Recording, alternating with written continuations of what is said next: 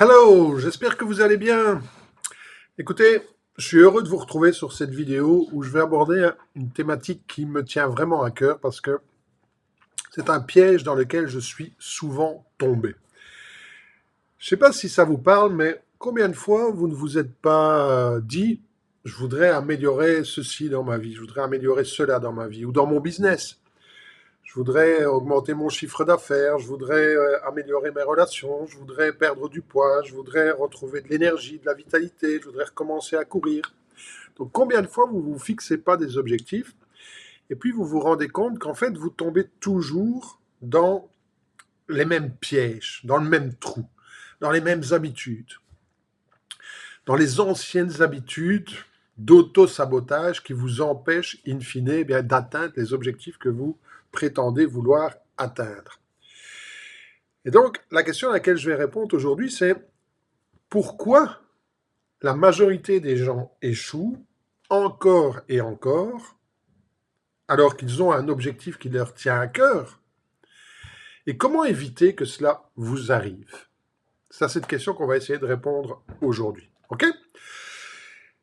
Mais avant de rentrer un peu plus dans les détails, je voudrais quand même vous parler des 4 phases d'apprentissage. Parce qu'en réalité, si vous voulez changer quelque chose dans votre vie, si vous voulez changer vos habitudes, eh bien, vous allez devoir apprendre à changer quelque chose dans votre vie. Vous allez devoir apprendre à changer vos habitudes.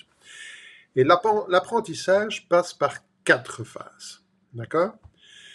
Et si vous ne suivez pas ces 4 phases d'apprentissage, eh bien, il y a de fortes chances que ça bloque quelque part et que vous retombiez dans vos anciennes habitudes, dans vos anciens travers, et que vous vous auto-sabotiez et que vous repreniez vos anciens comportements. Alors, quelles sont ces 4 phases d'apprentissage? La première phase d'apprentissage, et ça va paraître un peu stupide, mais je peux vous garantir que beaucoup de gens ne sont même pas à cette première phase, ne sont même pas à ce premier niveau de conscience, je dirais. OK? Donc ce premier niveau de conscience, cette première phase d'apprentissage, c'est de se rendre compte que je ne sais pas ce que je ne sais pas. Et beaucoup de gens, quand vous voulez leur apprendre quelque chose, vous dites « Ouais, je sais, j'ai déjà entendu ça, je sais, je sais ». Et une fois que vous dites « je sais », eh bien, c'est terminé. Vous n'apprenez plus rien puisque déjà vous savez. D'accord? Vous avez sûrement déjà entendu dire qu'avant de remplir le verre, il faut le vider. D'accord? Ben, c'est la même chose avec votre mental, c'est la même chose avec votre esprit. Il faut le vider des anciennes croyances et des anciennes certitudes avant de remettre du nouveau. Ok? Donc, je ne sais pas ce que je ne sais pas. Ça s'appelle l'incompétence inconsciente. Je suis incompétent, mais je ne le sais pas. D'accord? Pour vous donner un exemple, je ne sais pas si vous avez des enfants, mais de toute façon, même si vous n'avez pas d'enfants, cet exemple va vous parler. À un moment donné, à un enfant, vous allez lui dire « mais fais un peu tes lacets ». Il a des chaussures à lacets et il ne fait jamais ses lacets, donc il finit par trébucher, marcher sur ses lacets. Vous lui dites « mais fais un peu tes lacets ». Mais le gamin, il ne sait même pas qu'on peut nouer des lacets. Il ne sait même pas qu'on peut faire des lacets. Il ne sait même pas ce que c'est un lacet. Ok? Donc il est incompétent, il ne sait pas faire ses lacets. Mais il ne le sait pas. Il est incompétent, inconscient. Un autre exemple, vous jouez au tennis et vous apprenez à faire des coups droits. Et vous faites des coups droits, et des coups droits, et des coups droits, et des coups droits. Et vous faites une centaine de coups droits. Et puis à un moment donné, votre adversaire, il vous met une amortie. Vous dites, c'est quoi ça? Je ne savais pas qu'on pouvait faire ça. Vous êtes incompétent, inconscient. Vous ne savez pas faire l'amorti, mais vous ne saviez même pas que ça existait. Donc vous ne saviez même pas que vous ne saviez pas faire une amortie. OK? Donc j'espère que vous avez compris. L'incompétence inconsciente. Et encore une fois, à chaque fois que vous dites « je sais », vous n'êtes même pas à ce niveau de conscience. OK? Donc les pires mots à dire lorsque vous voulez changer quelque chose dans votre vie, c'est « je sais ». Oui, je sais. Mais non, vous ne savez pas. Parce que si vous saviez, eh bien, vous ne seriez pas dans une situation où vous voulez changer quelque chose dans votre vie. Le deuxième niveau de conscience, c'est que Ben, vous êtes incompétent et vous vous en rendez compte. Donc vous savez que vous ne savez pas. Je sais que je ne sais pas. D'accord? Par exemple, le gamin qui vous demandait de faire ses lacets, eh bien maintenant, il se rend compte qu'en fait, il ne sait pas faire ses lacets. Il n'a jamais appris. Donc, il sait qu'il lui manque une compétence. Maintenant que vous faites des coups droits et que votre adversaire vous a mis une amortie, vous savez que l'amortie existe. Et vous savez que vous ne savez pas la faire. Vous êtes incompétent et vous en êtes conscient. Vous êtes passé de l'inconscience à la conscience, ce qui est déjà une grande, grande, grande évolution, parce que ça va vous permettre de passer à la troisième étape. D'accord? Et la troisième étape, c'est l'étape de la compétence consciente. Je sais maintenant que je sais. Je sais qu'on peut faire des lacets. Je sais qu'on peut faire une amortie. Je sais qu'on peut faire un lobe. Je sais qu'on peut faire ceci ou cela. Et je vais apprendre. Et je vais apprendre à le faire. Ce qui est la troisième étape, l'étape la plus importante, l'étape la plus longue, où vous allez apprendre. Et l'enfant, il va commencer à faire ses lacets. Il va faire une boucle, il va faire une deuxième boucle, il va essayer de la nouer, et puis ça ne marche pas. Et il va faire des erreurs, et il va recommencer encore, et encore, et encore. Et un jour, il va arriver à faire ces deux boucles, à les nouer, et à nouer son lacet. Eureka, j'ai trouvé. Et vous allez faire des coups droits, et vous allez faire des coups droits. Et puis vous allez essayer de faire une amortie, et vous n'allez même pas toucher la balle. Puis vous allez faire une amortie de coup droit, et l'amortie, elle va arriver à vos pieds. Et puis l'amortie, elle va arriver avant le filet. Et puis un jour, l'amortie, elle va arriver juste derrière le filet. Et vous allez apprendre encore et encore et encore et encore. C'est l'apprentissage conscient. Et comment est-ce que vous apprenez? Eh bien, vous apprenez en faisant essais et erreurs. Et oui, il faut passer par des erreurs pour apprendre. Une autre façon d'apprendre, c'est que vous pouvez regarder quelqu'un faire. D'accord? Si vous avez un moniteur, si vous avez un mentor et que vous le regardez faire, eh bien, vous allez apprendre et vous allez singer, vous allez copier, vous allez faire exactement ce qu'il fait. Et au bout d'un certain moment, d'un certain laps de temps, eh bien, vous aurez appris. Et vous nourrez vos lacets. Et vous ferez votre amorti. Et vous ferez votre lobe. Et vous ferez votre verre. Et vous allez vous améliorer encore et encore et encore et encore et encore. Donc la troisième étape, c'est l'étape la plus importante. L'étape de la compétence consciente. J'apprends mes nouvelles habitudes. J'apprends mes nouveaux comportements. J'apprends à changer les choses. OK? Et j'apprends en faisant des erreurs. Et il faut accepter de faire des erreurs. La majorité des gens n'acceptent pas de faire des erreurs. Et si vous n'acceptez pas de faire des erreurs, eh bien, vous n'évoluez pas, vous ne grandissez pas, vous ne progressez pas. OK? Donc, il faut apprendre à faire des erreurs et accepter les erreurs parce que c'est par là que vous allez développer votre compétence consciente. Et arriver à un moment donné à la quatrième étape qui est celle de la compétence inconsciente. Et le gamin, on va lui dire, mais comment tu fais tes lacets? Et un de ses petits copains, il va lui dire, hey, t'arrives à faire des lacets, toi? Est-ce que tu peux me dire comment tu fais tes lacets? Il va dire, ah, écoute, je fais mes lacets. Voilà. Je ne sais pas comment, je l'ai fait. C'est devenu une habitude. D'accord? Et votre amorti, ça va devenir une habitude.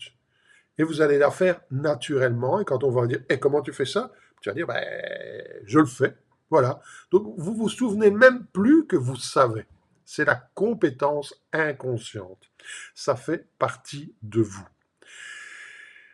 Et c'est à ce moment-là que tout devient naturel. C'est à ce moment-là que, eh bien, vous n'avez plus à faire les efforts pour atteindre l'objectif que vous vous êtes fixé. Tout vous vient naturellement. Mais si vous ne passez pas par les 3 étapes précédentes, vous n'arrivez jamais à l'étape 4 qui est la compétence inconsciente. Donc vous devez, pour que naturellement vous adoptiez un nouveau comportement, que vous adoptiez de nouvelles habitudes naturellement, vous devez passer par les 3 étapes de conscience précédentes.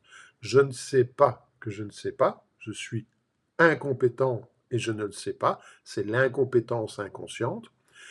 Puis vous en prenez conscience, Vous savez maintenant que vous êtes incompétent, c'est l'incompétence consciente. Vous allez apprendre encore et encore et encore. Combien de temps, j'en sais rien. Le temps qu'il faudra pour que vous arriviez à la perfection. D'accord? Et ça, c'est la compétence consciente, c'est l'étape qui dure le plus longtemps. Et enfin, eh bien, ça sera tout à fait naturel. Et ça, c'est la compétence inconsciente. Et vous adopterez des nouveaux comportements, des nouvelles attitudes qui vous amèneront vers le succès, vers ce que vous voulez changer dans votre vie, et vous y arriverez naturellement. Mais il faut passer par les 3 premières étapes. OK? Donc j'espère que c'est clair pour vous. Et maintenant, je voudrais vous partager, maintenant que je vous ai partagé ces 4 étapes, d'accord, ces 4 niveaux de conscience, je voudrais vous partager les raisons pour lesquelles la majorité des gens n'arrivent pas à ce niveau de compétence inconsciente. Quelle est la raison pour laquelle les gens n'arrivent pas à ce niveau de compétence inconsciente? Eh bien, je vais effacer pour ne pas que vous ayez tout en même temps. Voilà. OK. Donc, pourquoi la majorité des gens échouent? La première raison, c'est que vous n'écoutez pas les bonnes personnes. OK? Je vous ai dit, la 3e étape, c'est la compétence consciente. Vous pouvez l'acquérir soit par essai-erreur, soit en copiant quelqu'un qui le fait déjà. Mais si vous copiez quelqu'un qui ne le fait pas convenablement, si vous copiez quelqu'un qui croit savoir mais qui fait des erreurs, eh bien, vous ferez des erreurs parce que vous copierez quelqu'un qui fait des erreurs. Donc, la première chose, c'est d'écouter les bonnes personnes. Et qu'est-ce que c'est qu'une bonne personne? C'est quelqu'un qui est là où vous voulez aller et qui était là où vous étiez. Je répète, quelqu'un qui est là où vous voulez aller et qui était là où vous étiez. Je ne vais pas rentrer dans les détails par rapport à ça, je vous ferai une autre vidéo par rapport à ces concepts-là, mais c'est très important d'écouter les bonnes personnes. L'être humain a toujours tendance à vouloir écouter les gens qu'il apprécie. On écoute nos parents, on écoute les gens qui nous aiment parce qu'on sait qu'ils veulent nous protéger, qu'ils veulent prendre soin de nous, mais en réalité, la majorité du temps, ces gens-là n'ont pas les compétences pour nous enseigner ce que nous voulons apprendre. Donc il faut trouver un mentor, il faut trouver une personne qui a les compétences que vous voulez acquérir, qui est là où vous voulez aller et qui était là où vous étiez, où vous êtes aujourd'hui, d'accord? Qui a fait le chemin. Ça, c'est la bonne personne, ok? La deuxième raison pour laquelle la majorité des gens échouent, c'est que ils ont un faible niveau d'enseignabilité. Ils ne sont pas enseignables. Si vous n'êtes pas enseignable, vous pouvez avoir le meilleur professeur au monde, vous n'apprendrez rien. Si vous ne voulez pas apprendre à faire une amortie, vous aurez beau avoir le meilleur tennisman au monde en face de vous pour vous apprendre, vous n'apprendrez pas. D'accord? Si vous ne voulez pas changer votre prise de raquette, eh bien, vous n'y arriverez pas.